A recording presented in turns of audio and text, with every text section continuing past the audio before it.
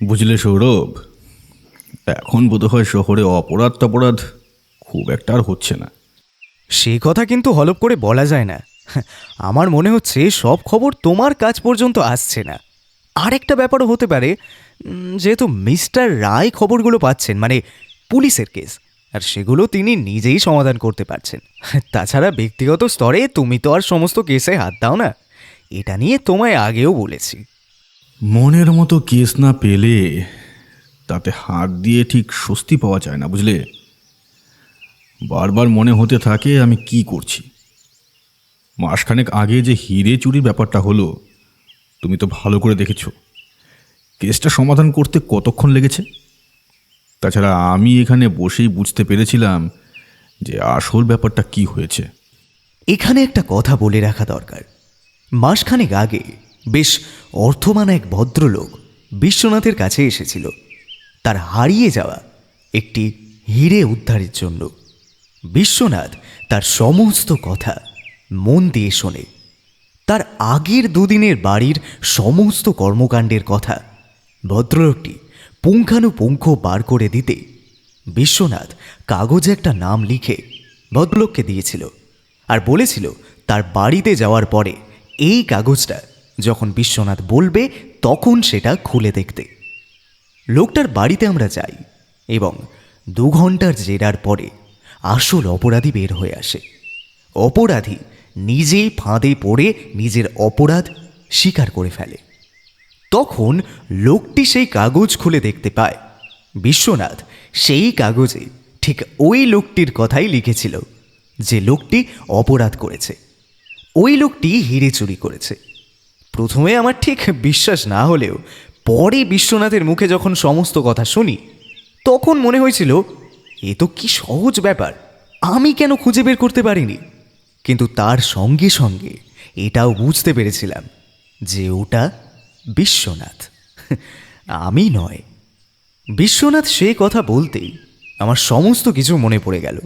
বললাম, তুমি ভুল করছো। তোমার কাছে যেটা সহজ বলে মনে হচ্ছে সেটা অন্যের কাছে সহজ বলে মনে নাও হতে পারে। একটু চোখ কান খোলা রাখলে এবং ভালো করে দেখলে অনেক কিছুই সমাধান হয়ে যায়, বুঝলে।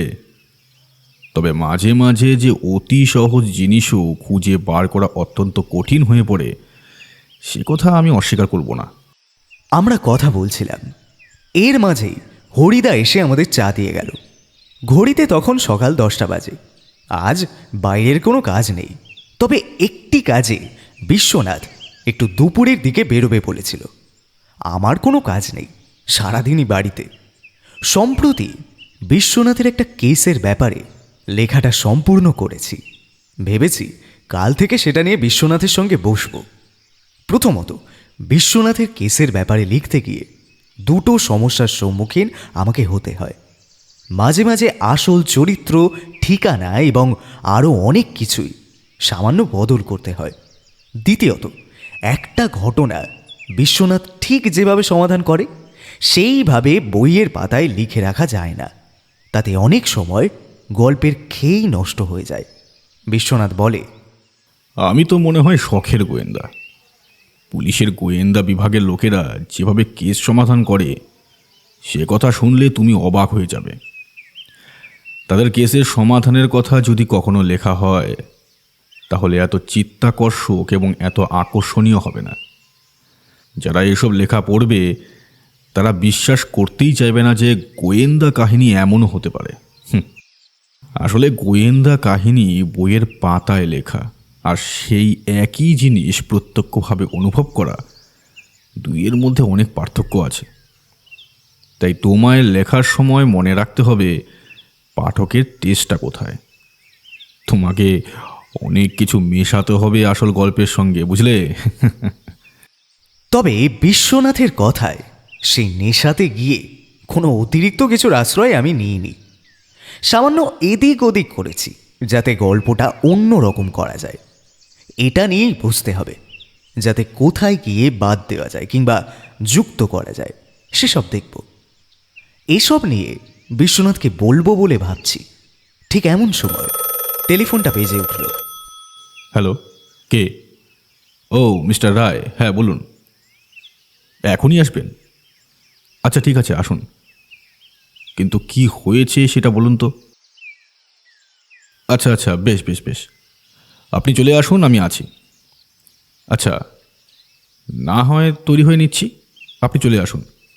টেলিফোনটা নামিয়ে রেখে বিশ্বনাথ যখন আমার সামনে চেয়ারে বসল, তখন তার কপালে সামান্য চিন্তার ভাঁজ পড়তে শুরু করেছে। আমি বললাম, মনে হচ্ছে মেঘ না চাইতেই জল এসে গেল। একটু আগে হাতে কেস না থাকার ব্যাপারে বলছিলে, সঙ্গে সঙ্গে এসেও গেল। কি বলছেন মিস্টার রায় ফোনে? সকালে একটা লাশ পাওয়া গেছে। কেমন করে কি হয়েছে খুলে কিছু বললেন না, তবে মনে হলো ভদ্রলোক রীতিমতো চিন্তিত।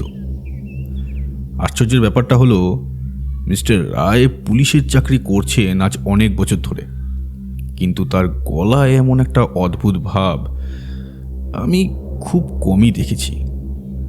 লাশ খুঁজে পাওয়া নিয়ে এতটা চিন্তিত কিংবা বিভ্রান্ত তাকে আগে হতে দেখিনি।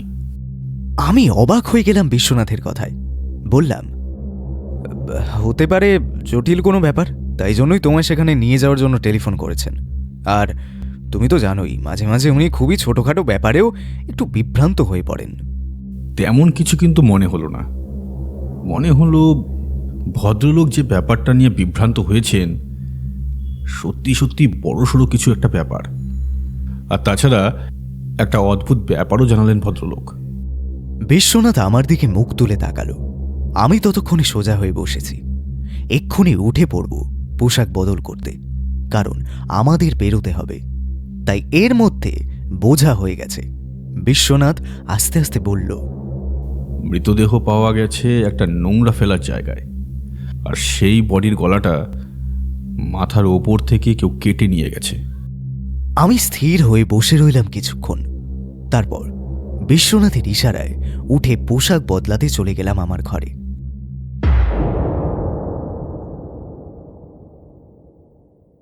আপনি বিশ্বাস করবেন না বিশ্বনাথ বাবু, খবরটা পেয়ে যখন ওখানে গিয়ে পৌঁছালাম আমরা, তখন ব্যাপারটা বুঝতে পারিনি। গিয়ে দেখলাম যে ওখানে একটা পাটের বস্তা পড়েছিল। সেখান থেকে দুটো পা বেরিয়ে আছে।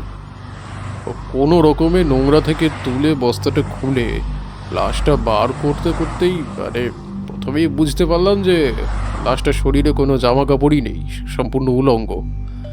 আর তারপরে পুরোটা বেরোতে যে লোকটা লাশটা বার করেছিল সে তো একেবারে ভয় চিৎকারই করে উঠল।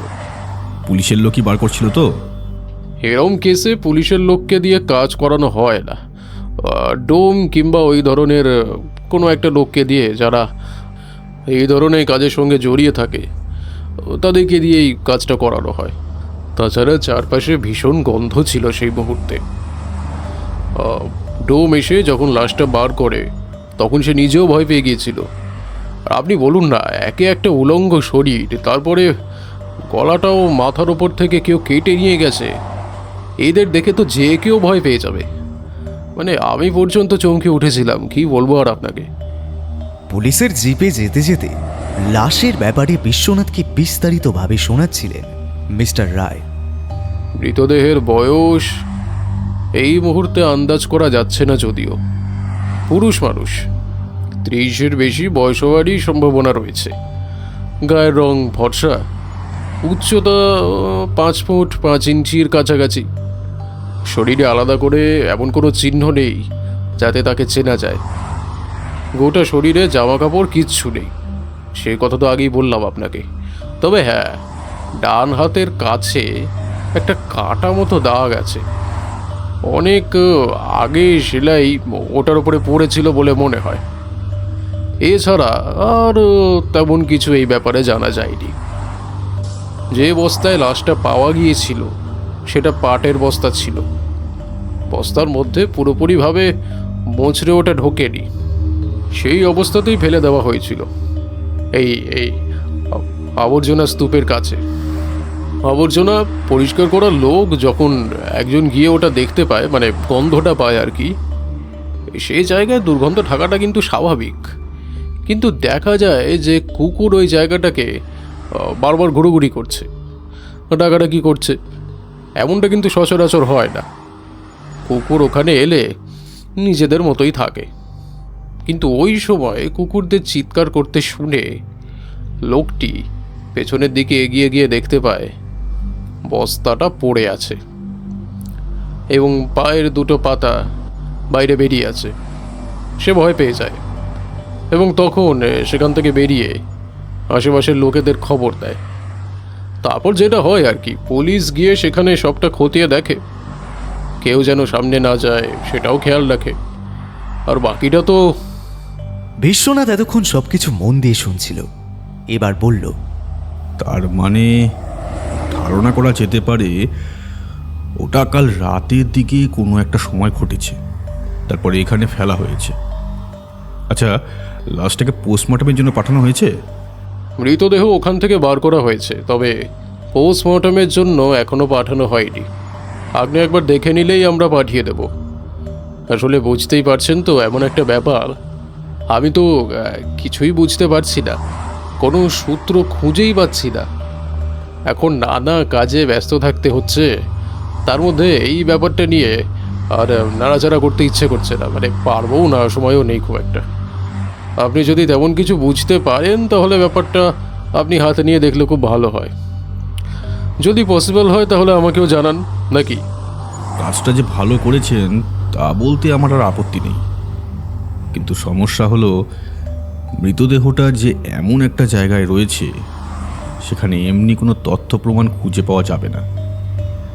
নোংরা আবর্জনা স্রোতের মধ্যে মৃতদেহ থাকলে সেখানে হাতের ছাপ কিংবা পায়ের ছাপ কোনো কিছুই পাওয়া সম্ভব নয়। তাছাড়া অপরাধী যখন এত সুন্দরভাবে কাজটা করেছে যাতে আমরা মৃতদেহে শনাক্ত করতে না পারি, তাহলে নিশ্চয়ই সে হাতের ছাপ রেখে যায়নি। নানা কথা বলতে বলতে আমরা গিয়ে পৌঁছালাম ঘটনাস্থলে।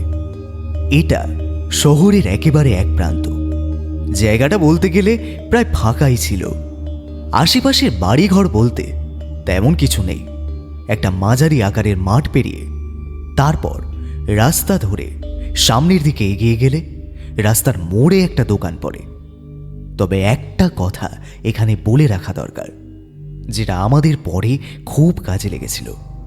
সেটা হলো, এই আবর্জনার স্তূপের জায়গাতে পৌঁছাতে গেলে রাস্তা কিন্তু ওই একটাই। তুমি শহরে যেখান দিয়েই আসো না কেন, ওই চায়ের দোকানের পাশের রাস্তা ধরে এসে মাটির রাস্তা ধরে এখানে আসতে হবে। চারপাশে বাঁশের উঁচু উঁচু বেড়ার মতো দিয়ে জায়গাটাকে রাখা হয়েছে। নোংরা আবর্জনা সব কিছু এখানে ফেলা হয় শুনেছি। তারপর একটা সময় গোটা জায়গাটাতে আগুন লাগিয়ে পুড়িয়ে দেওয়া হয়। যদিও একদিক থেকে শহরের আবর্জনা মুক্ত করতে গিয়ে অন্যদিকে যে বায়ু দূষণ হচ্ছে সে ব্যাপারে বোধহয় খুব একটা কেউ এরা খেয়াল রাখে না। আমরা ওই মাঠের কাছে এসে নামলাম। মাঠের অপর প্রান্তে বেশ কিছু লোকজন জমা হয়েছে। পুলিশের লোক ছাড়াও অনেকে এখানে ওখানে ছড়িয়ে ছিটিয়ে নিজেদের মধ্যে তারা কথা বলছে। আমরা নেমে সোজা মাঝারি আকারের মাঠ পেরিয়ে আবর্জনা স্তূপ যেখানে রয়েছে সেদিকে এগিয়ে গেলাম। কনস্টেবল সুজন ওই জায়গাটায় ঢোকার জন্য যে বাঁশের বেড়া দিয়ে তৈরি গেট রয়েছে সেটার কাছে দাঁড়িয়ে আছে। ভেতরের জায়গায় আরও কিছু পুলিশ কনস্টেবল এদিক ওদিক ছড়িয়ে ছিটিয়ে। তাদের মধ্যে একজন অন্যান্য লোকজনেদের জিজ্ঞাসাবাদ করছিল আর হাতের খাতায় কিছু লিখে রাখছিল। অফিসারের নির্দেশে সে এগিয়ে আসে এদিকে, তারপর বলে, আপনার কথা মতো কিছু লোকজনদের কাছে জিজ্ঞাসা করেছি, কিন্তু এই জায়গাটায় সেরকম কেউই থাকে না। সকলেই রক্তের বা কাটা লাশের কথা শুনে এখানে ছুটে এসেছে। প্রত্যক্ষদর্শী বলতে তেমন কেউ নেই, একমাত্র মৃতদেহটাই দেখেছে ওরা। যে লোকটি মৃতদেহ প্রথম দেখেছে তাকে একবার ডেকে নিয়ে এসো। কিছুক্ষণ পরে একটি লোক এলো। তার হাতে জড়িয়ে রয়েছে পাতলা কাপড়ের গ্লাভস। তার পরনের কাপড় দেখে বোঝা যায় সে এই এলাকার পৌরসভার আবর্জনা সাফের কর্মচারী। গায়ের রং তেমনই চাপা, মাথায় লম্বা চুল, দেখতে শুনতে আর পাঁচটা কষ্ট সহিষ্ণু মানুষের মতোই। নাকটা একটু লম্বা। ভয় ভয় ছিল মনে হয় তাকে বিশ্বনাথ প্রশ্ন করতেই সে বলে ওঠে, দেখুন স্যার, আমি বেশি কিছু জানি না। আমি আমার শুধুমাত্র কাজ করতে এসেছি। কাজ করতে এসে যা দেখেছি সেই ব্যাপারে আমি পুলিশকে খবর দিয়েছি, কিন্তু এখন তো দেখছি পুলিশ উল্টে আমাকেই জেরা করে যাচ্ছে। তুমি একদম চিন্তা করো না, পুলিশ তোমায় জেরা করে জানতে চাইছে আসল ব্যাপারটা কি। তুমি ছাড়া তো পুলিশকে কেউ সাহায্য করতে পারবে না। আমি জানি তুমি পুলিশকে কথাটা হয়তো অনেকবার বলেছো, কিন্তু আরেকবার যদি আমায় বলো তাহলে খুব ভালো হয়। আসলে পুলিশের সঙ্গে এই ব্যাপারটা আমিও সমাধান করার চেষ্টা করছি। আমি বিশ্বনাথ রায়। লোকটা একবার বিশ্বনাথের দিকে, একবার আমার দিকে তাকিয়ে দেখল, তারপরে একবার মাথা চুলকালো, কি যেন ভাবল, ভেবে বলল, গোয়েন্দা বিশ্বনাথ বাবুর নাম আমি অনেক শুনেছি। আপনি তাহলে কি সেই বিশ্বনাথ বাবু? স্যার, আমি আপনাকে সব বলবো, সব কথাই বলবো। আপনার কথা আমি অনেক শুনেছি, কিন্তু এইখানে নয়। অনেকক্ষণ ধরেই এখানে থেকেছি, আমার আর একদম ভালো লাগছে না স্যার। আপনি যদি এখান থেকে অন্য কোথাও আমাকে নিয়ে যান তাহলে খুব ভালো হতো। তবে স্যার, আপনি চিন্তা করবেন না, আপনি যখন আছেন আপনাকে আমি সবটাই বলবো। কিন্তু এখানে আর না, অনেকক্ষণ হয়ে গেছে, আর একদমই ভালো লাগছে না স্যার, বিশ্বাস করুন। কেন লোকটি সে কথা বলছিল তা বুঝতে পারলাম। আসলে এই আবর্জনা স্তূপের চারপাশটা একটা অদ্ভুত গন্ধ ছড়িয়ে রয়েছে। তাছাড়া একটা পচা গলা মৃতদেহ, সব কিছু নিয়ে একটা অস্বস্তিকর মতন জায়গায় থাকতে অসুবিধা হচ্ছিল। পুলিশ কর্মচারী, কনস্টেবল সকলেই নাকে রুমাল চাপা দিয়ে যতটা সম্ভব দূরে দূরে ঘুরে বেড়াচ্ছিল। আর যে লোকজনই তার সাথে ঘুরছিল তারা এই বাঁশের বেড়ার চৌপতি থেকে অনেক দূরে সেই মাঝারি আকারের মাঠের দিকটায় ছিল। আমাদের এখানে থাকতে বলে বিশ্বনাথ এগিয়ে গেল সামনের দিকে। সেখানে অফিসারের সঙ্গে সে গিয়ে মৃতদেহটা ভালো করে দেখে এলো। তারপর এসে মিস্টার রায়কে বলল, আমার দেখা হয়ে গেছে, আপনি মৃতদেহ পোস্টমর্টমের জন্য পাঠিয়ে দিন। এই লোকটিকে নিয়ে আমরা একটু সামনের দিকে ঘুরে আসছি। বেশ তো, ওই সামনে রাস্তার কাছাকাছি চায়ের দোকান মতো আছে বলে মনে হয়, ওই দিকটাই ঘুরে আসতে পারেন। এই বলে পুলিশ অফিসার নিজের কাজ করতে লাগলেন। আমি, বিশ্বনাথ আর সেই সাফাই কর্মী হাঁটতে হাঁটতে সেই চায়ের দোকানের উদ্দেশ্যে রওনা দিলাম। আমার মনে হয় এই লোকটা, মানে যে লোকটার লাশ আমরা পেয়েছি, সেই লোকটা অনেক দিন আগেই মারা গেছে। একবার পা দুটো দেখেছিলেন, কেমন যেন সাদা হয়ে গেছে। মনে হয় জলের মধ্যে অনেকক্ষণ ধরেই রাখা হয়েছিল তাকে। দেখুন স্যার, আমি একজন সাফাই কর্মী, এই সব নিয়েই আমি কাজ করি। একবার আমার এক কাকা জলে ডুবে মরে গিয়েছিল, তার পায়ের দিকটাও ঠিক অমনভাবেই হয়ে গেছিল। তোমার নাম কি? আমার নাম নিত্যানন্দ দাস, সবাই আমাকে মিতু বলেই ডাকে। আপনিও আমি মিতু বলে ডাকবেন স্যার। আমার যে কি সৌভাগ্য, আপনার কথা আমি অনেক শুনেছি স্যার, কিন্তু কিন্তু আপনি যে আমার সঙ্গে বসে কথা বলবেন এরকমভাবে, সেটা আমি কখনো ভাবতেও পারিনি। বিশ্বনাথ চায়ের দোকানে এসে 3টে চায়ের অর্ডার দিল। চা খেতে খেতেই কথা হচ্ছিল। আমার মনে হয় বিশ্বনাথ লোকটাকে স্বাভাবিক করার চেষ্টা করছিল। প্রত্যেক দিন তুমি এমন সময়ই এখানটাতেই আসো? সকালে বেরিয়ে এখান থেকে আমাদেরকে অফিসের কাছে যেতে হয়েছে, সেখান থেকে ওই ভ্যান গাড়িটা নিয়েই আমাদের এখান থেকে বেরিয়ে পড়তে হয়। তারপর ঘুরে ঘুরে সব আবর্জনা একত্র করে তারপর এখান থেকে যাই। আজকে যখন অফিসে গেলাম তখন দেখলাম 2টো বস্তা রয়েছে। আগের দিন রাতের কোনো নোংরা বোধহয় ওখানে ছিল। আমি প্রথমে ওখানে গেলাম, কারণ আমাকে ওটা তোলার কথা আগেই বলা হয়েছিল। ওটা ফেলে এসে আরেকটা যেই ফেলতে যাব, এমন সময় দুর্গন্ধটা আমার নাকে এসে ধাক্কা দিল। দেখি ওই দিকটায় 2টো কুকুর কিছু করছে, ওরা চিৎকারও করছিল আর কিছু নিয়ে যেন কাড়াকাড়ি করছিল। আমি প্রথমে চেষ্টা করলাম ওদেরকে তাড়াতে, কিন্তু ওরা কিছুতেই যায় না দেখে আমি বস্তাটা নামিয়ে রেখে আমি ওই দিকে এগিয়ে গেলাম। আর তখনই গন্ধটা আবার এসে ধাক্কা দিল। কি বিকট গন্ধ স্যার! নোংরা আবর্জনা নিয়ে আমরা কাজ করি, কিন্তু প্রত্যেক রকমের গন্ধই আমি চিনি। ওই গন্ধটা ছিল ভীষণই পচা। ইঁদুর, বেড়াল কিংবা কুকুর মাঝে মাঝে মরলে অমন গন্ধ বেরোয়। সেই কারণেই আমি তাড়াতাড়ি গিয়ে দেখলাম, এমন একটা জিনিস পড়ে থাকলে তো তাদেরও সমস্যা হবে। এইসব মাঝে মাঝে নোংরার মধ্যে পেলে আমরা মাটির তলায় পুঁতে ফেলি। তারপর ওদিকে গিয়ে প্রথমে কিছু দেখতেও পাইনি, বস্তাটা নিচের দিকেই ছিল। কিছু না দেখে আবার চলে আসতে যাব, ঠিক এমন সময় পায়ের কাছে কি যেন একটা ঠেকলো। নিচে তাকিয়ে দেখতেই আমি সঙ্গে সঙ্গে ভয় পিছিয়ে গেলাম। আবার গোটা শরীর তখন ঠকঠক করে কাঁপছে স্যার। কোন রকমে নিজেকে সামলে নিয়ে আবার সামনের দিকে ভালো করে তাকালাম। হ্যাঁ, ঠিক ধরেছি, দুটো পা বস্তা থেকে বাইরে বেরিয়ে আছে। একবার মনে হলো ভালো করে দেখি বস্তার ভেতরে লাশটাকে, কিন্তু সাহস করতে পারলাম না স্যার। শহরের যা অবস্থা, মানুষ আর ভালো নেই স্যার, সবাই সব কিছুই করতে পারে। তাই সঙ্গে সঙ্গে বুঝতে পারলাম কেউ খুন করে ফেলে রেখেছে। শুধু শুধু ঝামেলায় পড়েই বা কী লাভ, তাই সঙ্গে সঙ্গে সেখান থেকে বেরিয়ে চায়ের দোকানে চলে আসি। ওই চায়ের দোকানদারকে জিজ্ঞাসা করুন, এখানে কয়েকজন ছিল, তাদেরকে বলতেই সবাই মিলে আমরা ওইদিকে এগিয়ে গেলাম। বিশ্বনাথ মুখ তুলে তাকালো চায়ের দোকানদারের দিকে। দোকানদার এতক্ষণ সব কথা শুনছিল। সেখানে লোক জড়ো হলেও তাদের সরিয়ে দেওয়া হয়েছিল। তারা একটু দূরে চায়ের দোকানের ভেতরের বেঞ্চে বসে কথা শোনার চেষ্টা করছিল। পুলিশ খবরটা পেয়েছিল কোথা থেকে? এটা আমি করিনি স্যার। সামনে টেলিফোন বুথ আছে, সেখান থেকে কেউ একজন পুলিশকে খবর দিয়েছিল। আবার তখন পুলিশকে খবর দেওয়ার মতনও অবস্থা ছিল না। একজন কোনো রকমে আমায় ধরে ধরে ওইখানে আবার নিয়ে আসে। স্যার, ওখান থেকে আমাকে কোনো রকমই বেরিয়ে আসতে হয়েছিল। আমার মোটেই ভালো লাগছিল না ওখানে, বমি পাচ্ছিল, গোটা শরীর কেমন যেন করছিল, মনে হচ্ছিল এই বুঝি জ্ঞান হারিয়ে ফেলবো। সেটাই স্বাভাবিক ব্যাপার। তুমি যে এত সাহস করে এখান পর্যন্ত এসে সবাইকে কথাগুলো বলেছো এবং আমাকেও বললে, এটাই অনেক বড় ব্যাপার। তুমি তোমার নাম, ঠিকানার সব কিছু পুলিশের কাছে দিয়ে যাও। তোমার চিন্তা নেই, তোমার কোনো ক্ষতি হবে না। তবে প্রয়োজন পড়লে তোমায় হয়তো ডাকা হতে পারে। সে যে কি করে এরপর সাফাই করবে কে জানে। আসলে সে ভয় পাচ্ছিল এমন একটা ব্যাপারে জড়িয়ে পড়ে তার কাজকর্ম না চলে যায়। তাকে নানাভাবে বিশ্বনাথ আশ্বস্ত করেছে, সে ব্যাপারটা সামলে নিল। এরপর সবাই যে যার মতো ফিরে গেল। মিস্টার রায় মৃতদেহ পোস্টমর্টমের জন্য পাঠিয়ে দিয়ে আমাদের নিয়ে রওনা হয়ে গেলেন বাড়ির উদ্দেশ্যে। তারপর কিন্তু আর তেমন কথা হলো না।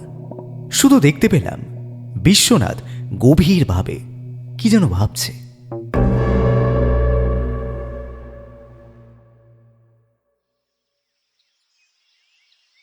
পরদিন সকালে বিশ্বনাথের ঘরে বসে আছি, চায়ের কাপে চুমুক দিচ্ছি। বিশ্বনাথ খুব মন দিয়ে খবরের কাগজের পাতা উল্টাচ্ছে। আমি বললাম, এই কালকের ব্যাপারটা কি হলো? হ্যাঁ, এখনও তেমন কিছু জানা যায়নি। তবে যাই হয়ে থাকুক না কেন, লাশটা যে বেশ কিছু সময় জলের মধ্যে ছিল সে কথা পোস্টমর্টেম রিপোর্টে স্পষ্ট বোঝা গেছে। খুনটা করা হয়েছে বিষক্রিয়ায় এবং তারপর গলা কাটা হয়েছে। কিন্তু বিষক্রিয়ায় খুন এবং গলা কাটার মধ্যে দুদিনের পার্থক্য রয়েছে। আবার জলের মধ্যে মৃতদেহটা যে ছিল সেটাতেও গলা কাটার পর থেকে দুদিনের পার্থক্য রয়েছে। তাছাড়া মৃতদেহের গায়ে আঁচড়ের দাগ রয়েছে। আর এই মৃতদেহটা যে এখানে এসেছে, মানে ওই আবর্জনা স্তূপে, তা আসল মৃত্যুর প্রায় 3 শতক পরে। কথাটা শুনে আমি অবাক হয়ে গেলাম। বিশ্বনাথ আমার দিকে তাকিয়ে মিটমিটে হাসতে হাসতে বলল, এক তো এই মৃত ব্যক্তির পরিচয় না জানা পর্যন্ত তেমনভাবে কিছুই করা সম্ভব নয়। তার ওপর পোস্টমর্টেম রিপোর্টটা যে এমন অদ্ভুত আসবে সেটাও কিন্তু আমি ভাবতে পারিনি। একজন মানুষকে কেউ দুবার এমনভাবে মারতে যাবে কেন? আর মৃতদেহ যদি লুকিয়ে রাখা হয় তাহলে হঠাৎ করে এমন জায়গায় ফেলতে হলো কেন? আমিও তো সেটাই বুঝতে পারছি না। কেউ মৃতদেহ লুকিয়ে রাখতে চাইলে তো রাখতেই পারত। হ্যাঁ, সেটাই তো বুঝতে পারছি না। এতদিন ধরে যদি কেউ মৃতদেহ লুকিয়ে রাখে তাহলে হঠাৎ করে সেটা বাইরে বের করার প্রয়োজন হলো কেন? আর গলাটা কাটা হয়েছে কি কারণে, যাতে চট করে কেউ বুঝতে না পারে?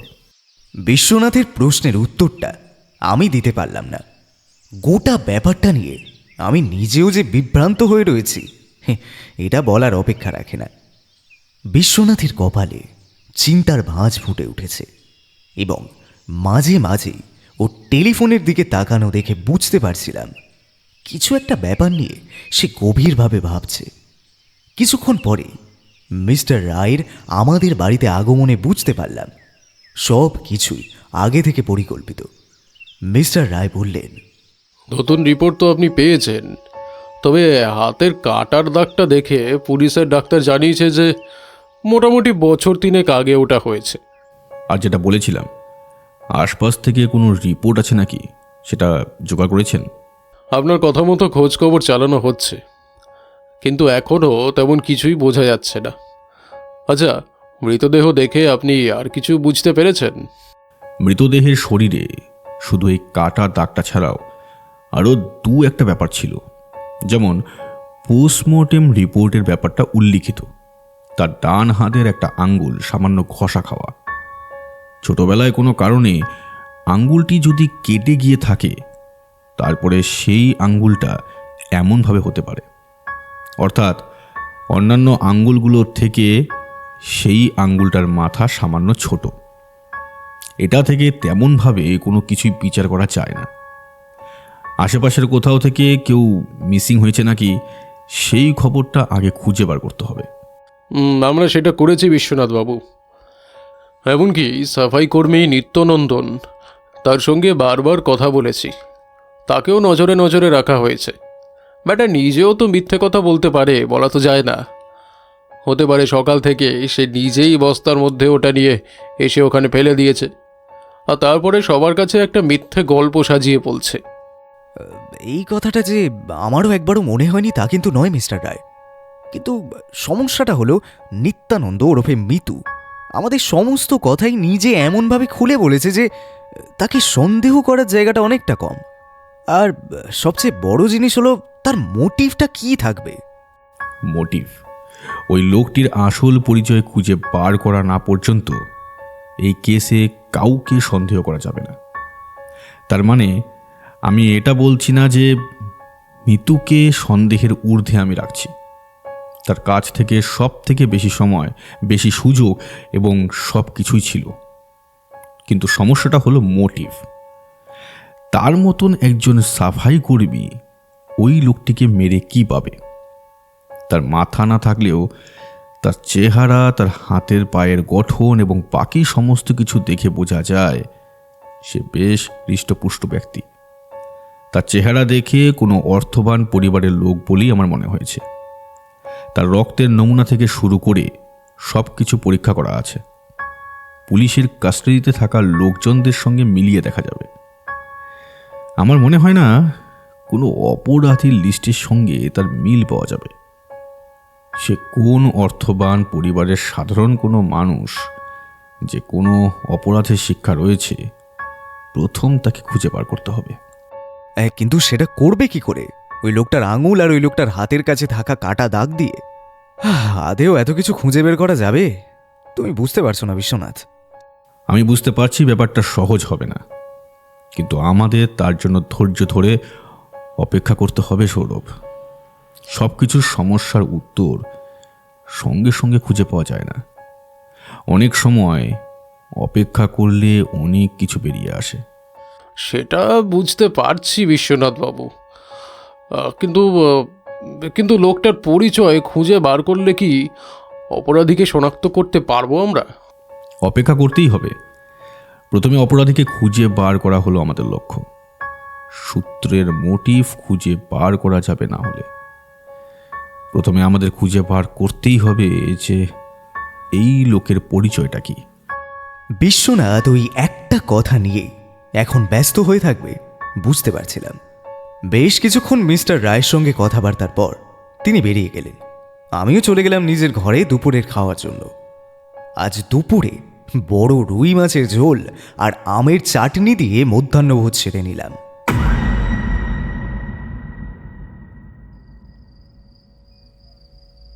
দেখতে দেখতে 3 দিন কেটে গেল।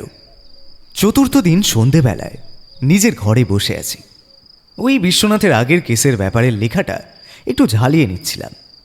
এমন সময় বিশ্বনাথ এসে উপস্থিত। লোকটার খবর পাওয়া গেছে। সৈয়দ বাজারের কাছে একটা ঘর ভাড়া নিয়ে লোকটা মাস 2 ধরে ওখানে থাকছিল। লোকটা কোথা থেকে এসেছে সে ব্যাপারে তেমন কিছু জানা যায়নি, তবে ওইখানে যে থাকতো সে ব্যাপারে সব জানা গেছে। আর সবচেয়ে আশ্চর্যের কথা, লোকটা কী কাজকর্ম করত সে ব্যাপারে বাড়িওয়ালাও তেমন কিছুই জানে না। যদিও কথা হয়েছে পুলিশের সঙ্গে, আমি একবার তার সঙ্গে দেখা করতে চাই। যদি তোমার কোনো আপত্তি না থাকে। কি বলছো কি? কেসের ব্যাপারে পরবর্তী পদক্ষেপগুলো জানার জন্য আমি অপেক্ষা করছি, আর তুমি বলছো আমি যাব না? চলো, কখন বেরোবো? সন্ধ্যার দিকে বেরিয়ে সৈয়দ বাজারের কাছে গিয়ে পৌঁছালাম। সেখানে একটু গলি খুঁজে ভেতরের দিকে পাশাপাশি একতলা বেশ কয়েকটা বাড়ি দেখা হলো। তারপর ভদ্রলোকের ঘরে গিয়ে পৌঁছালাম। ভদ্রলোক বললেন, 2 মাস আগে এসেছিল লোকটা। নিজের নাম বলেছিল মহিম সামন্ত। সত্যি মিথ্যে সেসব আমি জানি না। আমি 3 মাসের ভাড়া আগে নিয়ে নিই। তারপরে সেই লোক কি করলো না করলো আমার দেখার দরকার নেই। লোকটা 3 মাসের ঘরে এসেছিল। কথাবার্তা ব্যবহার সবই খুব ভালো ছিল। বলেছিল কিসের জন্য ব্যবসা করবে, তার জন্যই এখানে এসেছে। এখানে তার চেনা একজন নাকি ছিল। তবে হ্যাঁ স্যার, লোকটার কাছে অনেক টাকা ছিল। যখন ঘর থেকে যেত তখন ঘরের দরজায় তালা দিয়ে যেত। ঘরে একটা বাক্স ছিল, সেই বাক্সটাকেও তালা দিয়ে যেত। বাক্সের মধ্যে কী ছিল সে ব্যাপারে আপনি কিছু জানতেন? তা কি ছিল আমি জানতাম না। তবে মহিম আমায় বলতো, তোর কাছে অনেক টাকা আছে, তাই সে একটু ভালো জায়গা খুঁজছিল। আমি তাই আমার কাছে থাকতে দিলাম। এতগুলো ঘর আছে এখানে, এতবার ভাড়া দিয়েছি। বাইরে থেকে কেউ এসে নানা কাজে কিছুদিনের জন্য থাকলে আমার এখানেই ভাড়ায় থাকে। কিন্তু আজ পর্যন্ত কারোর কিচ্ছু চুরি হয়নি। আমার পাহারাদার রামলাল রাতের বেলা পাহারা দেয়। সে থাকলে কারোর ঘরে কেউ চট করে ঢুকতে পারবে না। তাহলে আপনি বলতে চাইছেন ওই মহিমের কাছে এমন কিছু ছিল যার জন্য একটু ভয়ে ভয়ে থাকতো সে সবসময়? মিথ্যে বলেননি, এটা হতে পারে। কিন্তু মহিন কোথায় বলুন তো? মহিনকে তো অনেক দিন হয়ে গেল দেখতে পাইনি। সে যে যেদিন আমার কাছে এসেছিল সন্ধেবেলায় বলল কোথায় একটা যাবে, ব্যবসার কথা হয়েছে। বিশ্বনাথ আমার দিকে তাকালো, তারপর বলল, আচ্ছা, এখানে মহিমের সঙ্গে কারোর বন্ধুত্ব ছিল? এমন কেউ আছে যার ব্যবসার ব্যাপারে সে কারোর সঙ্গে কথাবার্তা বলতো? মহিনের পাশের ঘরে যে থাকতো সুখবিলাস, তার সঙ্গে মহিমের ভালো কথা হতো। যেদিন মহিনকে শেষবার দেখেছিলাম সেদিন সন্ধ্যাবেলা সুখবিলাসের সঙ্গে সে কিছু কথা বলছিল।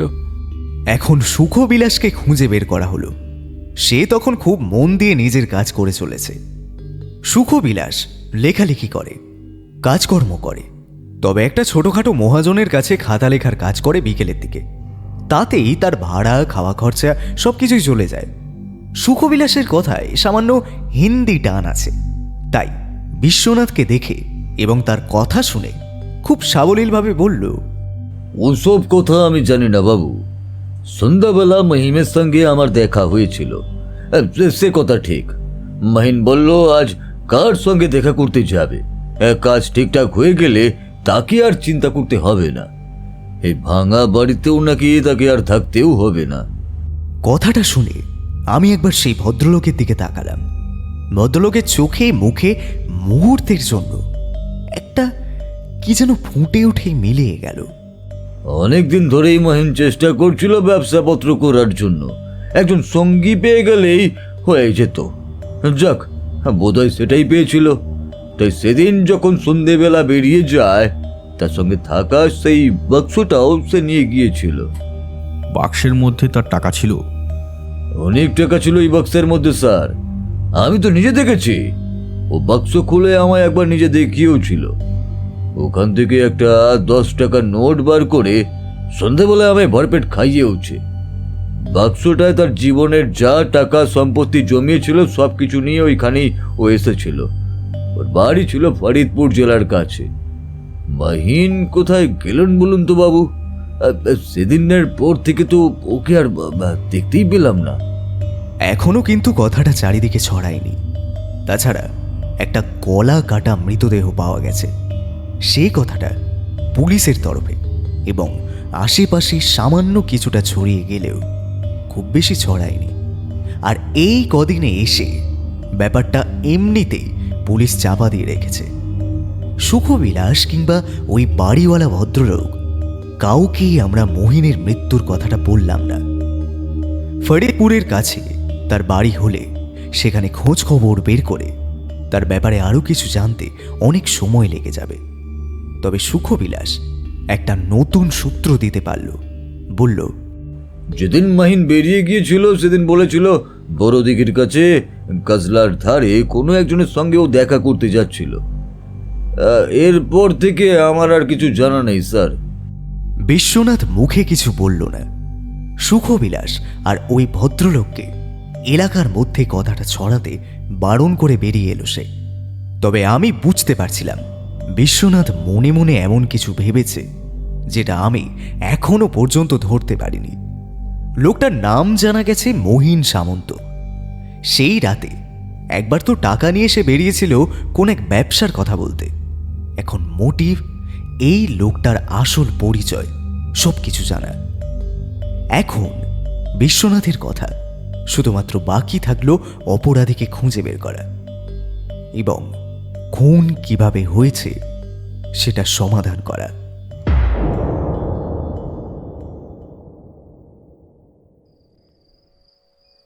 জায়গাটার নাম গজলা নয়, জায়গাটার নাম গজনা। কেন এমন নাম হয়েছে সে কথা আমি জানি না। এখানে একটা বড় দিঘি আছে, সেই দিঘিকে গজনার দিঘি বলা হতো। অনেকে বলে ওই দিঘির আশেপাশে একসময় বড় হাতিশালা ছিল। হাতিকে অনেকেই গজ বলে ডাকে। গজদেবের দিঘি কথাটা ঘুরতে ঘুরতে গজনা এবং তারপর গজলার দিঘিতে পরিবর্তন হয়ে গেছে। গজলার দিঘির কাছে আমরা সন্ধ্যের দিকে গিয়ে পৌঁছালাম। আশেপাশে ঘোরাঘুরি করলাম, ছড়িয়ে ছিটিয়ে দেখে নিলাম। আশেপাশে বেশ কিছু লোকজন আছে। দিঘির আশপাশটা বড় একটা মাঠের মতো। এদিকে ওদিকে ছড়িয়ে থাকা বেশ কিছু গাছপালা। এখান থেকে রাস্তাটাও বেশ দূরে। বিকেলের পর থেকে হাওয়া খেতে কিংবা অন্যান্য নানা কাজে এখানে লোকজন আসে।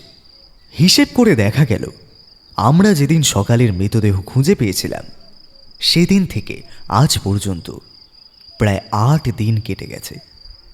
গজলের দিঘির পাশে বসে বিশ্বনাথ বলল, মহিন কার সঙ্গে ব্যবসা করার কথা ভেবেছিল এবং সেই ব্যবসা করার লোক কি তাকে টাকার লোভ দিয়ে এখানে আসতে বলল? তারপর এখান থেকে তাকে কোথাও নিয়ে যাবে। কিন্তু সমস্যা হলো কি, কার সঙ্গে ব্যবসার জন্য সেখানে এসেছিল? দেখো, এমন কাউকে খুঁজে বের করো যে কিন্তু ঘরের গাধার মতো। বিশেষত তাকে একমাত্র মহিম ছাড়ার কেউ চিনত না। আরেকজন কেউ কিন্তু তাকে সাহায্য করেছিল। এত বড় একটা কাজ কারোর পক্ষে একা করা সম্ভব নয়। এই গজনার পাড়েই যখন ব্যাপারটা হয়েছে, তাহলে এখানে আশেপাশের লোকজনকে জিজ্ঞাসাবাদ করে দেখতে হবে। আর ওই দিকে দেখো তো, ওই দেখো, ওইখানটায় এই গাছতলায় একজন বসে আছে না? চলো ওর কাছে যাওয়া যাক। আমরা এগিয়ে গেলাম। একটা পাগল মতো লোক আমাদের দেখে, পাগল মতো লোকটা একবার মুখ তুলে আমাদের দিকে তাকালো। তারপর হাঁটতে হাঁটতে মাথা নাড়িয়ে ভেতরের দিকটায় একটা গাছের আড়ালে চলে গেল। আমি অবাক হয়ে গেলাম, বিশ্বনাথ হঠাৎ ওই দিকে কি করতে গেল? সে লোকটা পাগল, তার সঙ্গে সে কি কথা বলতে যাবে? প্রায় মিনিট 15 পরে যখন বিশ্বনাথ ফিরে এলো, তখন তার মুখে একটা অদ্ভুত হাসি। আমি বললাম, আরে কি হলো, কোথায় চলে গিয়েছিলে? আর ওই পাগলটাকে দেখে ওর পিছু নিলে কেন? ও তুমি বুঝবে না। চলো, গজলার ধারে আর থেকে কোনো লাভ হবে না। খবর যা খুঁজে বার করা সেটা এমনি খুঁজে বার হবে। আমি অবাক হয়ে গেলাম যে কি হলো। বিশ্বনাথ এই একটু আগে পর্যন্ত গভীর চিন্তায় মনোনিবেশ করেছিল, আর এখন হঠাৎ করে তার পরে মনে পড়ে গেল পাগলটা যেখানে গিয়েছিল বিশ্বনাথ নিজেও সেদিকে গিয়েছিল। তাহলে কি পাগলটার সাথে বিশ্বনাথের কোনো রকম কথা হয়েছে? কিন্তু সেটাই বা কি করে হয়? মনের মধ্যে অনেকটা কৌতূহল নিয়ে আমরা যখন ফিরে এলাম, তখন প্রায় রাত হতে শুরু করেছে। হরিদা আমাদের জন্য রাতের খাবার তৈরি করে খাবার টেবিলে ডাকলো। খাওয়া দাওয়ার সময় দেখলাম বিশ্বনাথের মুখে কোনো কথা নেই। সে ঠিক গম্ভীর নয়, কিন্তু ভীষণ চুপচাপ হয়ে রয়েছে। কোনো কেসের সমাধান যখন প্রায় শেষের দিকে হয়ে আসে, ঠিক সেই সময় তার মধ্যে এমন একটা পরিবর্তন দেখা যায়। তবে বুঝতে পারছিলাম, যদি মহিন সামন্তের খুনের ব্যাপারটা সে সত্যি সত্যি খুঁজে বের করতে পারে, তাহলে সেটা অদ্ভুত ব্যাপার হবে। কিন্তু আমিও সেটাই চাইছিলাম, কারণ কেসের ব্যাপারটা শেষ না হলে আগের কিছু লেখার বিষয় নিয়ে একসঙ্গে বসা হবে না। সেদিন রাতে বিশ্বনাথকে অনেকক্ষণ পর্যন্ত জাগতে দেখে বললাম, তুমি যে কিছু একটা ভেবেছো তা আমি বুঝতে পেরেছি। আমায় সেটা এখন বলবে না, সেটাও আমি জানি। তবে শুধুমাত্র এইটুকু বলো যে মহিন সামন্তের সেই বাক্সটা আর তার বাক্সের মধ্যে থাকা টাকাটা আসলে কি খুঁজে পাওয়া যাবে নাকি যাবে না? বাক্সটা খুঁজে পাওয়া যাবে, টাকাটাও হয়তো পাওয়া যাবে, কিন্তু বাক্সের মধ্যে থাকা টাকার পরিমাণটা একটু কমে যেতে পারে, বুঝলে?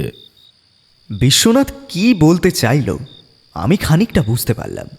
তবে সে রাতে তাকে আর বিরক্ত করলাম না। আমি জানতাম যে 2-1 দিনের মধ্যেই বিশ্বনাথ আসল সমস্যার সমাধান করে ফেলবে।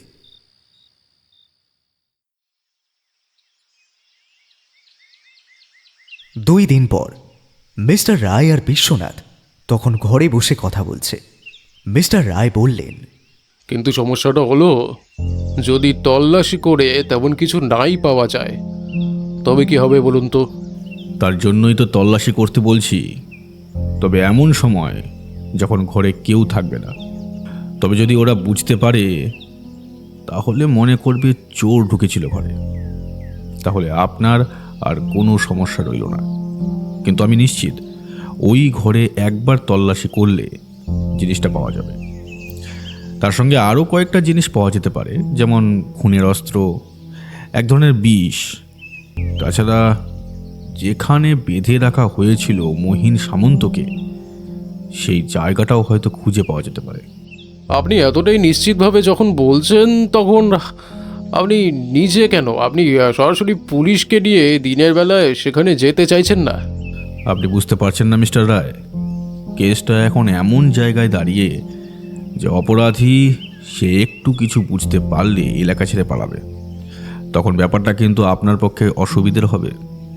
আপনি চাইলে আমি এক্ষুনি এখানে বসেই আপনাকে গোটা কেসের সমাধান বলে দিতে পারি, কিন্তু অপরাধীকে ধরে দেওয়া আমার কাজ নয়। আমি সেই অপরাধীকে হাতে নাতে ধরতে চাই, যাতে আপনার কোনো সমস্যা না হয়। এবার আপনার ইচ্ছে, আপনি যদি ভাবেন আমার কথা শুনে ওখানে লোক ঢুকাবেন না, তাহলে থাকুন। কাল সকালে আপনাকে সমস্তটা আমি পরিষ্কার করে জানিয়ে দেব। এই কথায় মিস্টার রায় কেমন যেন থতমত খেয়ে গেলেন। বললেন, আরে করবো না আমি কখন বলেছি? কিন্তু আপনি যে বাড়িতে, যে বাড়ির কথাটা বলছেন আর কি, সেটা তো কোনো বস্তি এলাকা নয়, ভদ্রলোকের পাড়া। সেই পাড়ার মধ্যে এমন একটা বাড়ি যদি তল্লাশি করতে হয়, আচ্ছা দাঁড়ান, আমি দেখছি কি করা যায়। এই কি ব্যাপার বলো তো বিশ্বনাথ, কি করতে চাইছো তুমি? চোরের ওপর বাটপাড়ি করতে চাইছি। আজ রাতে পুলিশের কোনো লোককে দিয়ে কোনো একজন মেয়ের বাড়িতে চুরি করাতে চাইছি একটা জিনিস। সেটা চুরি করতে পারলেই কেসটা আরো সহজ হয়ে যাবে। আমি কিন্তু কিছুই বুঝতে পারছি না। তুমি সরাসরি বাড়িতে প্রবেশ করে গোটা জায়গাটা দেখতে পারো। আচ্ছা যাই হোক, তুমি যা ভালো বোঝো করো। বিশ্বনাথ সামান্য হেসে বলল, সৌরভ, কেসটা আমার হাতের মুঠোর মধ্যে চলে এসেছে প্রায়। শুধু শেষ চালটা আমার মতো করে খেলতে হবে, ব্যাস। তাহলেই অপরাধী নিজের থেকে ধরা পড়বে, এবং সেই সূত্রে আরেকটা ব্যাপার আমার জানা হয়ে যাবে। আমি চাইলেই সোজাসুজিভাবে আক্রমণটা করতে পারি, কিন্তু তাতে সমস্যাটা বেশি বাড়বে। অপরাধী খুব নিশ্চিন্ত হয়ে আছে যে তাকে কেউ ধরতে পারবে না। এমনকি মহিন সামন্তের খবর যে আমরা খুঁজে বার করতে পারি সেটা নিয়েও তার কোনো মাথা ব্যথা নেই। তোমার সুখবিলাসের কথা মনে আছে? সুখবিলাসের কোন কথাটা? সুখবিলাস বলেছিল আসলে মহিন তাকে জানিয়েছে যে ব্যবসা করে সে বড়লোক হয়ে যাবে আর এখানে ভাঙা বাড়ি থেকে অন্য কোথাও গিয়ে থাকতে শুরু করবে। অর্থাৎ এমন কেউ তার সঙ্গে ছিল যে তাকে এখান থেকে অন্য কোথাও নিয়ে যাওয়ার প্রতিশ্রুতি পর্যন্ত দিয়েছিল, কিন্তু সেটা কোথায়? নিজের চোখে জায়গা না দেখে তো মহিন একথা সুখবিলাসকে বলবে না। এতটা বোকা মানুষ কেউ হতে পারে না। জায়গাটা কোথায় সেটা আমি জেনে গেছি, আর তাই ব্যাপারটা নিয়ে একবার একটু খেলা করতে চাইছি, বুঝলে? আপনার যেটা ভালো মনে হয় আপনি করুন, আমাদের কোনো সমস্যা নেই। আপনি যেটা বলছেন সেটাই হবে। আজ রাতেই আমি লোক পাঠাচ্ছি ওই বাড়িতে, কিন্তু যদি এদিক ওদিক কিছু হয় তখন কিন্তু আমাদের সবাইকে একসঙ্গে সামনে আসতে হবে, এবং সব কিছু তখন কিন্তু ওই ভিএসকে করা যাবে। সোজা আঙ্গুলে ঘি না উঠলে আঙ্গুলটা বাঁকাতেই হয় মিস্টার রায়। তাই প্রথমে সোজা আঙ্গুলে করার চেষ্টা করে দেখি, যদি ওঠে তাহলে ভালো কথা, আর যদি না ওঠে তাহলে না হয় আঙ্গুলটা বাঁকিয়ে দেখা যাবে। আঙ্গুল বাঁকাতে আমার খুব বেশি সময় লাগবে না, তথ্য প্রমাণ সব কিছু আমার হাতে। মিস্টার রায় চলে যেতে বিশ্বনাথ আমায় বলল, কৌতূহল যে হচ্ছে সেটা আমি বুঝতে পারছি সৌরভ। চলো তোমায় গোটা ব্যাপারটা খুলেই বলি। যদিও খানিকটা অনুমান এবং তথ্য প্রমাণের উপর ভিত্তি করে আমি সব কিছু সাজিয়েছি, তবু আশা করি আমার ভাবনা খুব একটা ভুল হবে না। এবার আমায় কয়েকটা প্রশ্নের উত্তর দাও। এই কেসে সবার প্রথমে আমরা কি দেখেছিলাম? একটা মৃতদেহ যার মাথা কাটা এবং যার গোটা শরীরে কোনো জামা কাপড় নেই। এবার প্রথম ব্যাপারটা হলো মাথা কাটা। সেটা না হয় বুঝতে পারলাম, কিন্তু শরীরে জামা কাপড় না থাকার কারণ কি? হতে পারে কোনোভাবে জামা কাপড় ছিঁড়ে গিয়েছিল, বা অন্য কিছু হতে পারে। ছিঁড়ে যায়নি। আসলে যে জামা কাপড় মহিনের পরনে ছিল সেই জামা কাপড়টা ছিল আসলে সুখবিলাসের। তুমি সুখবিলাসের কথা ভালোভাবে শোনোনি, তাই ব্যাপারটা খেয়াল করতে পারোনি।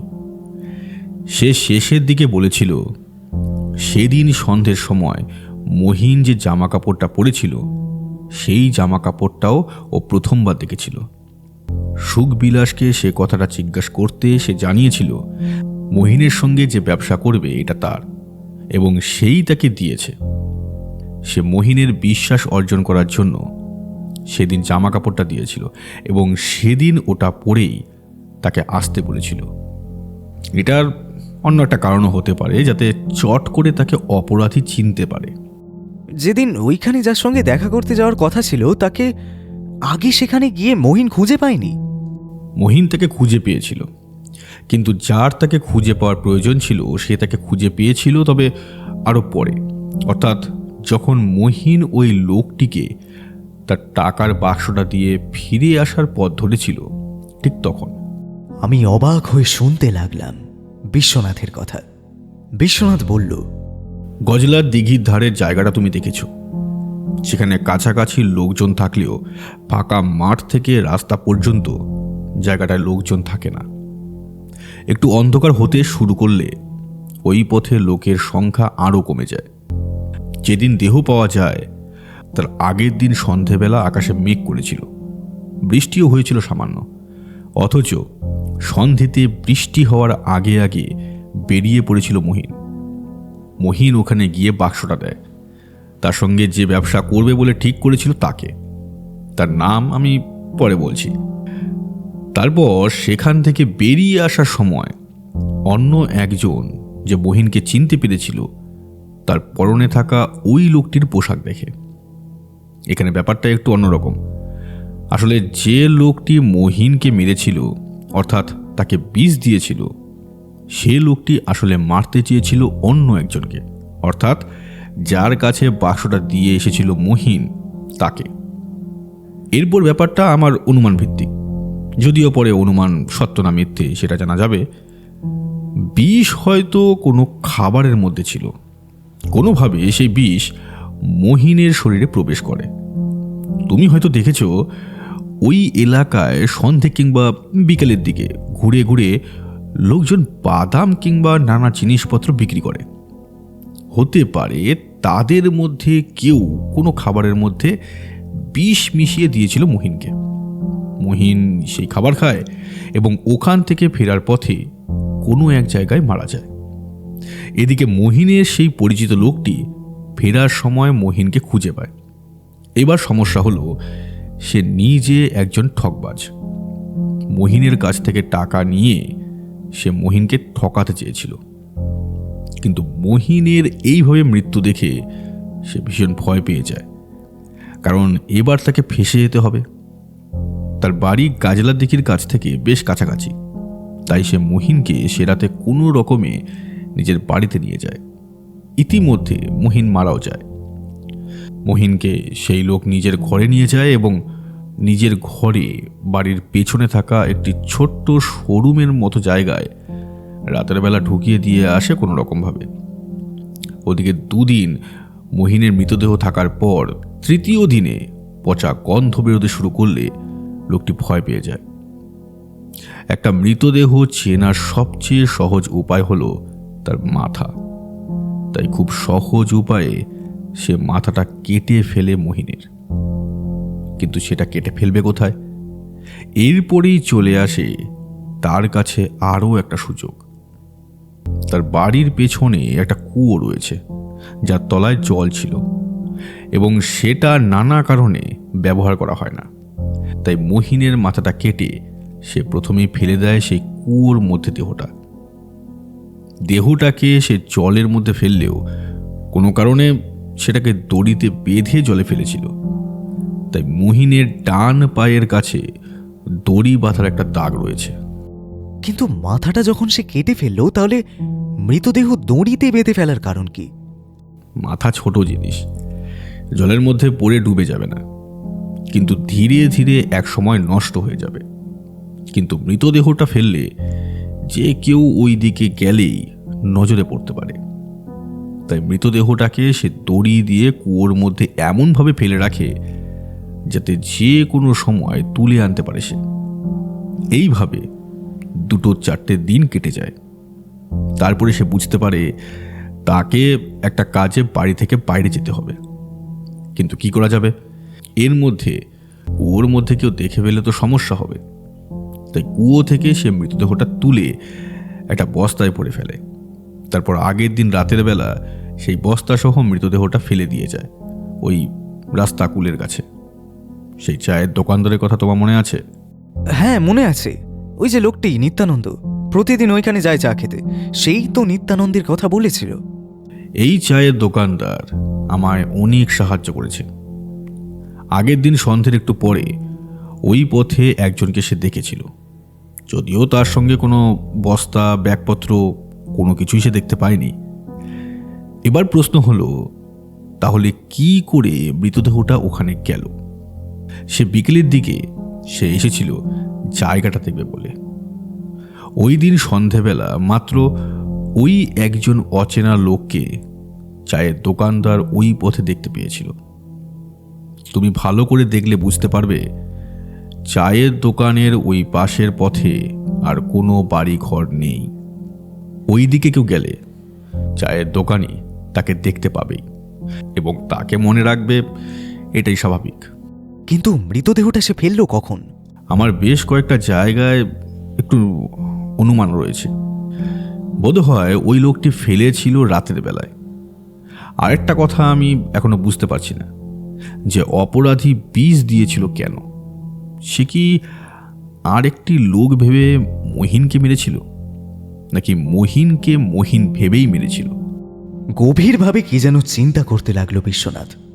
আমি কিছুই বুঝতে পারলাম না, কারণ এতক্ষণ পর্যন্ত যা শুনেছি সে সমস্ত কিছুর ধারণা আমি নিজেই করেছিলাম একটু আধটু।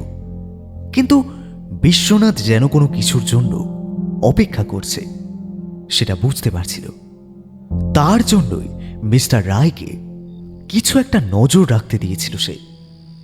অনেক রাতে টেলিফোন ধরতে অপর প্রান্তের কথা আমি শুনতে পেলাম না। বিশ্বনাথ বলল, খুব ভালো করেছেন। এবার আরেকটা কাজ করুন, বাক্সটা ভালো করে পুলিশের জিম্মায় রাখুন।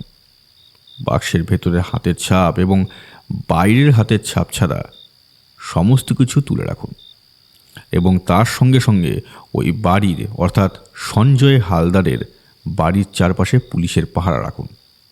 বাক্স চুরি গেছে বুঝতে পারলেই সে কিন্তু কিছু একটা ভুল করতে শুরু করবে, আর তখনই আপনাদের সুযোগ থাকবে ওকে ধরার। তবে ওর বাড়ি থেকে যেন কোনো কিছু বাইরে যেতে না পারে, সেদিকটাও কিন্তু আপনাকে খেয়াল রাখতে হবে। বিশ্বনাথ টেলিফোন রেখে আসলো। আমাদের তখন খাওয়া দাওয়া হয়ে গিয়েছিল, শুধু যাওয়ার অপেক্ষা করছিলাম। বললাম, কি হলো, তুমি বাক্সটা চুরি করলে? কি প্রমাণ করতে চাইছো? হ্যাঁ, তুমি বুঝতে পারছো না? ওই বাক্স যে সঞ্জয় হালদারের কাছে আছে সে কথা একমাত্র মহিন ছাড়া আর কারোর জানার কথা নয়। এবার যদি মহিনের বাক্সটা সঞ্জয়ের কাছ থেকে চুরি হয়ে যায়, তাহলে সঞ্জয় নিশ্চয়ই ভাববে এমন কেউ সেটা চুরি করেছে যে মহিনের কথা সে জানতো, এবং মহিনের কথা জানতো মানে মহিনের মৃতদেহেরও খোঁজ সে করবে। ভয়ে সঞ্জয় যে কোনো একটা সিদ্ধান্ত নেবে, আর তখনই তাকে ধরার সুযোগটা আমাদের সামনে চলে আসবে। তাহলে তার বিরুদ্ধে ওই হাতের ছাপ কিংবা একটা অনুমান ছাড়া আর কোনো যথেষ্ট প্রমাণ আমাদের কাছে নেই। তাকে এই প্রমাণের ভিত্তিতে গ্রেফতার করা যেতে পারে, কিন্তু জেরা করে কিংবা তার যথেষ্ট কোনো ভালো অ্যালিবাই থাকলে তাকে কিন্তু পুলিশ শাস্তি দিতে পারবে না, কারণ সে যে সমস্ত কাজটা করেছে তার কোনো প্রমাণ কিংবা সাক্ষী নেই। তার বাড়িতে কুয়োর মধ্যে যদি মহিনের মাথাটাও পাওয়া যায়, তাহলেও সে সমস্ত ব্যাপারটা অস্বীকার করতে পারে। কিন্তু যদি বাক্সটা হারিয়ে যাওয়ার পরেও সঞ্জয় হালদার কোনো রকম কিছুই না করে, চুপ করে বাড়িতে বসে থাকে, তাহলে? যদি সেটাও হয়, তাহলেও আমার কাছে এমন একজন সাক্ষী আছে যাকে দিয়ে আমি সেদিন সন্ধেবেলা যে মহিন আসলে সঞ্জয় হালদারের সঙ্গে দেখা করতে কচলার ধারে এসেছিল সে কথা প্রমাণ করতে পারি, কিন্তু তার পরের প্রমাণটুকু আমার কাছে নেই। ওটার জন্যই অপেক্ষা করতে হচ্ছে সৌরভ। সঞ্জয় হালদার যথেষ্ট বুদ্ধিমান মানুষ। সে আজ পর্যন্ত মহিন সামন্তের মতো এমন অনেক মানুষকে ব্যবসার লোভ দেখিয়ে তাদের টাকা আত্মসাৎ করেছে। তার নামে রেকর্ড রয়েছে পুলিশের কাছে, তার নামে বেশ কিছু জালিয়াতের কথাও রয়েছে। সে জেলও খেটেছে এর আগে, তাই তাকে কবজা করা খুব একটা কঠিন ব্যাপার হবে না। তবে আজ পর্যন্ত সঞ্জয় হালদার কখনো খুন করেনি, খুন করার মতো মানুষও নয়। তাই এই ব্যাপারটায় সে নিশ্চয়ই বিভ্রান্ত হয়ে পড়বে। বিশ্বনাথ এতটা নিশ্চিন্তভাবে কথাগুলো বলছিল যেন এরপরে কি কি হতে চলেছে তার সব কিছু সে জানে। আমি বললাম, যার শেষ ভালো তার সব ভালো, ভালোই ভালো সব শেষ হলেই হলো। না হলে বস্তায় পুরো একটা মাথা কাটা মৃতদেহ থেকে তুমি যে অপরাধীর কাজ পর্যন্ত মাত্র 10 দিনের মধ্যে পৌঁছাতে পেরেছ, এটাই কিন্তু আমার কাছে অনেক বড়। কিন্তু বাক্সটা উদ্ধার হওয়া প্রয়োজন, এবং তার টাকার সমস্তটা তাহলে কে পাবে? এক্ষেত্রে মিস্টার রায়ের ওপর আমার সম্পূর্ণ আস্থা আছে। ফরিদপুরের কাছে মহিন সামন্তর পরিবার আছে, তার মা এবং তার একটা ছোট ভাই আছে। একথা সুখ বিলাসের কাছে আমি জেনেছি। তাদের কাছেই সমস্ত টাকাগুলো যেন পৌঁছে যায় তার ব্যবস্থা তিনি করে দেবেন, কিন্তু তার আগে প্রয়োজন সঞ্জয় হালদারকে ধরা। আরে আশ্চর্য কথা, তুমি বলেছিলে অপরাধী একজন নয় দুজন, তাহলে? এখনো বলছি অপরাধী একজন নয় দুজন, তবে এখানে অপরাধী আসলে 3 জন। যে লোকটি মহিন সামন্তকে বিষ দিয়েছিল প্রথম, সেই লোকটির জন্যই কিন্তু এত কিছু হয়েছে। একটু সময় দাও, সঞ্জয় হালদারকে গ্রেফতার করা হোক, তারপরে বাকিটুকু তোমায় খুলে বলবো। সঞ্জয় হালদার যে এমন একটা কাজ করবে সেটা সত্যি সত্যি আমি কেন বিশ্বনাথ নিজেও বোধহয় ভাবতে পারিনি। বাক্সটা চুরি করার পরেই সে ভীষণ চিন্তায় পড়ে যায় এবং নিজে যেখানে মহিন থাকত সেখানে এসে সুখবিলাস এবং সেই ভদ্রলোকের সঙ্গে কথাবার্তা বলে মহিমের বন্ধুদের ব্যাপারে খোঁজ খবর করার চেষ্টা করে। আসলে সে ভেবেছিল মহিমের কোনো বন্ধুই হয়তো করেছে। এদিকে সঞ্জয় হালদারের ওপর যে পুলিশের পাহারা ছিল সেই কথা সে নিজেও জানত না। খোঁজ খবর করতে গিয়ে এক সময় সে সেই আবর্জনা স্তূপে গিয়ে পৌঁছায় যেখানে তাকে ফেলেছিল। তারপর পুলিশের সামান্য বুদ্ধিমত্তার কারণে ধরাও পড়ে সে। জেরার মুখে সে সব কিছুই স্বীকার করে। তার বাড়িতে তাকে এই কাজে সাহায্য করেছিল তারই ভাই রঞ্জন। আসলে ওরা দুজন মিলে এমন কাজ করত। শহরে আসা লোকেরা, বিশেষ করে যারা নতুন এসে ব্যবসাপত্র করতে চাইছে, কাজকর্ম খুঁজে, তাদেরকে ভুলিয়ে বালিয়ে তাদের সর্বশ্রান্ত করাই ছিল ওদের কাজ। রঞ্জন কিংবা সঞ্জয়ের বাড়ির কথা ওরা কেউই জানত না। সমস্ত কিছু শেষে সেদিন সন্ধেবেলা বিশ্বনাথ আর আমি বসেছি। হরিদার হাতের তৈরি চায়ের কাপে চুমুক দিয়ে একবার গলা খাগড়ে দিয়ে বললাম, এবার তো সব হয়েছে। সঞ্জয়, তার ভাই রঞ্জন, এমনকি যে লোকটি বিষ দিয়েছিল সেই লোকটিও পর্যন্ত ধরা পড়েছে। এবার আমায় বাকিটা বলো প্লিজ। বাকি আর তেমন কিছুই নেই সৌরভ। তোমায় তো প্রায় সমস্তটাই বলে রেখেছি। সঞ্জয় কাজটা করেছিল নিজেকে বাঁচাবার জন্য। কোনোভাবে মোহিনীর ব্যাপারটা বাইরে জানাজানি হলে সেই বাক্সর ব্যাপারটা জানাজানি হতো, আর তখন সে নিজেও ফেঁসে যেতে পারত। সেদিন রাতের বেলা গজলার কাছে মোহিনীর মৃত্যুর পর তাকে জঙ্গলের একপাশে রেখে সেখান থেকে বাড়িতে ফিরে যায় সঞ্জয়, এবং তারপর গিয়ে তার ভাই রঞ্জনকে সমস্ত কথা বললে রঞ্জনের পরামর্শ মতো বাড়িতে নিয়ে আসে। এদিকে সেদিন রাতে ওদের বাড়িতে সঞ্জয়ের স্ত্রী এবং তার বাবা মা কেউ ছিল না। তারা কোনো একটা কাজে বাইরে গিয়েছিল, তাই ওদের কাজটা আরও সহজ হয়ে যায়। মৃতদেহটা কোথায় চালান করবে সেটা ভেবেছিল সে, কিন্তু সেটা পারেনি। তার আগেই তার মাথা কেটে মাথাটা কুয়োর জলে ফেলতে হয়। সেটা আমরা কুয়োর জল থেকে উদ্ধার করেছি। প্রায় সব কিছুই আমার কথার সঙ্গে সামান্য মিল রয়েছে, তবে মৃতদেহটাকে ওরা পুকুরের জলে ফেলে দিয়েছিল পরে। সেই কুয়োর মধ্যে নেমে দড়ি বেঁধে আবার সেই মৃতদেহ তুলে আনতে বাধ্য হয় গন্ধের কারণে। প্রচণ্ড গন্ধ বেরিয়েছিল মৃতদেহ থেকে, সেটা চারপাশে ছড়িয়ে পড়তে শুরু করেছিল। বুঝতে তো পারছো, আশেপাশের বেশ কিছু বাড়িঘর রয়েছে, তাই তারা একদম রিস্ক নিতে চায়নি। তাই মৃতদেহটা একটা বস্তায় করে আবর্জনা স্তূপে ফেলে আসে। ওইভাবে ফেলার ইচ্ছা ওদের ছিল না, তারা আবর্জনার ভেতরে লুকিয়ে রাখতে চেয়েছিল, কারণ ওই আবর্জনা প্রত্যেক মাসে একবার করে পুড়িয়ে দেওয়া হয়। তার পরের দিনে মৃতদেহটা পুড়িয়ে দেওয়ার কথা ছিল, কিন্তু মৃতদেহ আবর্জনার ভেতরে ফেললেও কোনোভাবে কুকুরের দল সে মৃতদেহ টেনে বার করেছিল। মৃতদেহটার গায়ে কুকুরের দাঁতের চিহ্ন পাওয়া গেছে, এমনকি আঁচড়ের চিহ্নও পাওয়া গেছে। গায়ে দাগ সামান্য ছিল, তবে সেগুলো আমরা বুঝতে পারিনি। পোস্টমর্টেম রিপোর্টে সেই আঁচড়ের দাগ দেখে মনে করেছিলাম হাতাহাতিতে হয়তো সেই আঁচড়ের দাগ কোনোভাবে এসেছে, তাই খুনের ব্যাপারটা বারবার জড়ানো হয়েছিল। আর ওই জামা কাপড়ের ব্যাপারটা? মহিনের ভালো জামা কাপড় ছিল না। আসলে সে এখানে এসেছিল ব্যবসাপত্র তৈরি করতে, তারপর সব কিছু করবে ভেবেছিল। ওই বাড়িওয়ালা এবং সকলের কাছ থেকে তার জামা কাপড় এবং তার কোনো রকমে বেঁচে থাকার মতো রোজগারের কথা আমরা জানতে পেরেছি। ওই জামা কাপড়টা তাকে প্রায় দিয়েছিল প্রথমত বিশ্বাস অর্জন করা, এবং দ্বিতীয়ত বাইরে দেখা করলে তাকে তাদের দিকে যেন চট করে কারণ নজর না পড়ে সেই কারণে। প্রথমে ভেবেছিলাম যে লোকটি তাকে প্রবুদ্ধ করার জন্য ওই জামা কাপড়টি ব্যবহার করেছিল, কিন্তু সেটা নয়। অনিচ্ছাকৃতভাবেই লোকটাকে খুন করা হয়েছে। কিন্তু যে লোকটির বিষ দিয়ে খুন করেছিল সেই কে? সঞ্জয় জালিয়াতির জালে পড়ে এর আগে ওই লোকটি সর্বশান্ত হয়েছিল, কিন্তু তার কোনো প্রমাণ নেই, তাই সে সঞ্জয়ের কোনো ক্ষতি করতে পারেনি। তাই সে ঠিক করেছিল সঞ্জয়কে খুন করবে বলে। সেদিন সঞ্জয়কে সে প্রবেশ করতে হয়তো দেখেনি, কিন্তু কোনোভাবে খবর পেয়েছিল গজলার ধারে সঞ্জয় আসবে।